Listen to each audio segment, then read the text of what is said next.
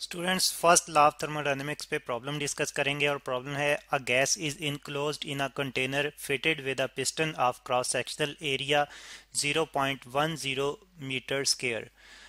The pressure of the gas is maintained at 8000 newton per square of metre. When heat is slowly transferred, the piston is pushed up through a distance of 4.0 centimeter. If 42 joule heat is transferred to the system during the expansion, what is the change in internal energy of the system? तो हमने internal energy में change calculate करना है. Condition किस किस्म की है हमारे पास, ये यहाँ पे पहले रिप्रेजेंट कर लेते हैं. तो कहा गया है कि एक कंटेनर है, ये हमारे पास एक कंटेनर है, ठीक है जी. और इसमें फिर जो है वो गैस मॉलिक्यूल्स हैं और इस कंटेनर में इस ये कंटेनर जो है इसमें पिस्टन भी जो है वो है, ठीक है. यहाँ पे हम जो है पिस्टन रिप्रेजेंट कर लेते हैं. ये सपोज के हमारे पास पिस्टन है, ये पिस्टन है हमारे पास. तो कंटेनर क्योंकि एक सिलेंड्रिकल फॉर्म में होता है हमारे पास, तो पिस्टन भी जो है वो एक यहाँ पे जो बनेगा वो एक उसका ये वाला बेस जो है ये सर्कुलर फॉर्म में होगा. क्योंकि हम जानते हैं कि कंटेनर का यहाँ पे अगर हम जो है वो रफली रिप्रेजेंट करें तो बेस जो होता है वो सिलेंडर का बेस जो होता है वो सर्कुलर फॉर्म में होता है. तो इस तरह से इसके साथ अटैच जो पिस्टन है उसका भी जो बेस होगा वो सर्कुलर फॉर्म में होगा, ठीक है. ये पिस्टन है. तो अब इस पे प्रेशर जो है वो फिक्स रखा गया है, यानी कि 8000 newton per square of metre है. तो फिर इसमें गैस मॉलिक्यूल्स हैं, यहाँ पे इसमें गैस मॉलिक्यूल्स हैं. और फिर हम इसको हीट जब देते हैं, ठीक है, हीट जो कि क्यू की फॉर्म में हम इसको हीट जो है वो देंगे, ठीक है. तो क्यू हीट जब हम इसको देते हैं तो इसके वॉल्यूम में चेंज आता है. और वॉल्यूम में चेंज किस तरह से आएगा, हम जानते हैं कि वॉल्यूम जो होता है V V is equal to ये क्रॉस सेक्शनल एरिया, सिलेंडर के लिए cross sectional area multiplied by height या लेंथ होता है, ठीक है. यहाँ पे चले एच से रिप्रेजेंट कर लेते हैं, तो लेंथ या हाइट को.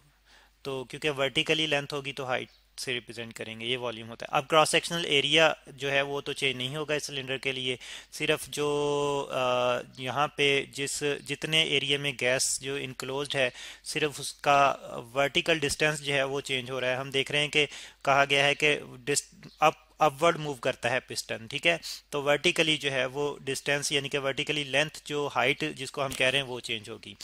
अब सपोज के पहले सिलेंडर जो था, सॉरी पिस्टन जो था वो यहाँ पे था. ये पहले जो थी पिस्टन की ओरिजिनल इनिशियल पोजीशन थी, और यहाँ से फिर पिस्टन जो है वो यहाँ तक मूव हुआ है. और कितना मूव हुआ है जी, वो हमें कहा गया है कि 4.0 सेंटीमीटर मूव हुआ है. तो इस 4.0 सेंटीमीटर डिस्टेंस को हम डेल्टा वाई से रिप्रेजेंट कर लेते हैं. तो इस तरह से हमारे पास वॉल्यूम आ जाएगा इस केस में v is equal to A delta Y. अब क्योंकि यहाँ पे हाइट में चेंज आया है तो वॉल्यूम में चेंज आएगा, ठीक है. तो ये कंडीशन है हमारे पास. अब हमने first law of thermodynamics use करते हुए डेल्टा यू यानी कि change in internal energy calculate करना है. पहले तो हम डाटा लिख लेते हैं, हमें डाटा जो है वो क्या क्या गिवन है.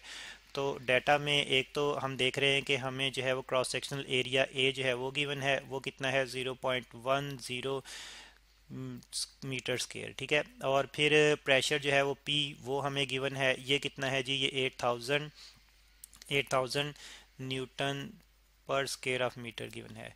और फिर हमें डेल्टा वाई जो है वो गिवन है, वो है जी हम 4 सेंटीमीटर 4.0 सेंटीमीटर.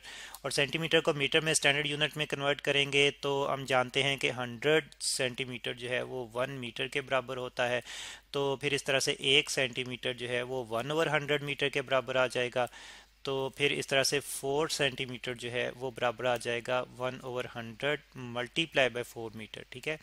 तो इसको हम इस तरह से भी लिख सकते हैं, यानी कि ये जो 1/100 है इसको 10 की पावर में 10 की नेगेटिव पावर में लिख सकते हैं 4.0 into 10 raise to power -2 metre, ठीक है. तो ये हमारे पास डेल्टा वाई स्टैंडर्ड यूनिट में आ जाएगा.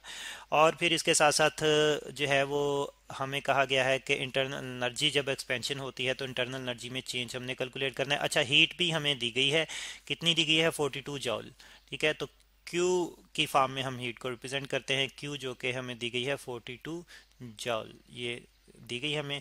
तो हमने फाइंड आउट करना है डेल्टा यू, हमने फाइंड आउट करनी है चेंज इन इंटरनल एनर्जी। तो अब सॉल्यूशन की तरफ आते हैं। सारा डाटा हमने देख लिया क्या क्या हमें गिवन है, और सॉल्यूशन में हम पहले तो फर्स्ट लॉ ऑफ थर्मोडायनेमिक्स लिखते हैं। हम जानते हैं कि फर्स्ट लॉ ऑफ थर्मोडायनेमिक्स हमारे पास होता है Q is equal to delta U plus W, यानी कि अगर हम एक हीट प्रोवाइड करें सिस्टम को तो उसकी इंटरनल एनर्जी में चेंज भी आता है प्लस वर्क डन भी होता है। ये कंडीशन कांस्टेंट प्रेशर पे होती है और हमने देखा कि प्रेशर इस केस में कांस्टेंट है। तो फिर वर्क हम कैसे कैलकुलेट करेंगे? तो स्टूडेंट्स वर्क हमारे पास होता है प्रेशर और कांस्टेंट प्रेशर और चेंज इन वॉल्यूम का प्रोडक्ट, ठीक है, यानी कि W is equal to P delta V होता है। और डेल्टा V जो है वो हमने देखा कि डेल्टा V जो है वॉल्यूम में चेंज जो है भी हम A डेल्टा Y से कैलकुलेट कर सकते हैं। तो इस तरह से W हमारे पास आ जाएगा P A डेल्टा Y, ठीक है जी।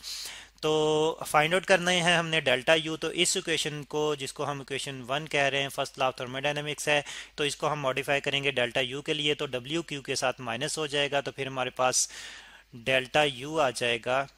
Delta U is equal to Q minus W, ठीक है। अब स्टूडेंट्स वैल्यू पुट करेंगे तो हमारे पास डेल्टा यू आ जाएगा। क्यू की वैल्यू है हमारे पास 42 जॉल, और जॉल माइनस वर्क हम पी ए डेल्टा वाई से कैलकुलेट करेंगे। तो पी की वैल्यू हमारे पास है 8000 न्यूटन पर मीटर स्क्वायर, और मल्टीप्लाई होगा क्रॉस सेक्शनल एरिया हमारे पास 0.01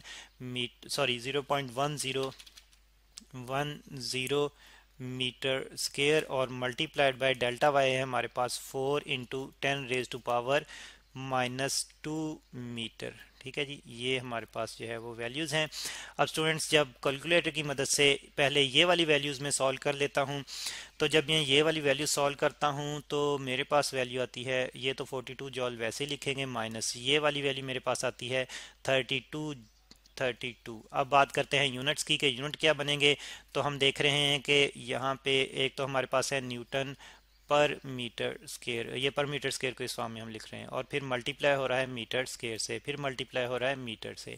तो मीटर स्क्वायर और पर मीटर स्क्वायर जो है ये कैंसिल आउट होंगे, ये कैंसिल आउट होंगे, तो हमारे पास न्यूटन मीटर बच जाएगा। और स्टूडेंट्स न्यूटन मीटर जाउल के बराबर होता है। कैसे जाउल के बराबर होता है? हम जानते हैं कि डब्ल्यू होता है फोर्स इनटू डिस्प्लेसमेंट के, और फोर्स होता है न्यूटन में और वर्क डिस्प्लेसमेंट होता है मीटर में। तो इस तरह से newton metre is equal to joule, हम जानते हैं कि वर्क के यूनिट जाउल के होते हैं। तो इस तरह से न्यूटन मीटर जाउल के बराबर आ जाएगा। तो फिर डेल्टा यू हमारे पास आ जाएगी 42 जाउल माइनस 32 जाउल, ठीक है। अब 42 जॉल में से 32 जॉल माइनस करेंगे तो डेल्टा यू यानी कि change in internal energy students हमारे पास आ जाएगा 10 जॉल। तो ये स्टूडेंट्स इंटरनल एनर्जी में, सिस्टम की इंटरनल एनर्जी में इतना चेंज आएगा, और ये चेंज हमने first law of thermodynamics use करते हुए कैलकुलेट किया है।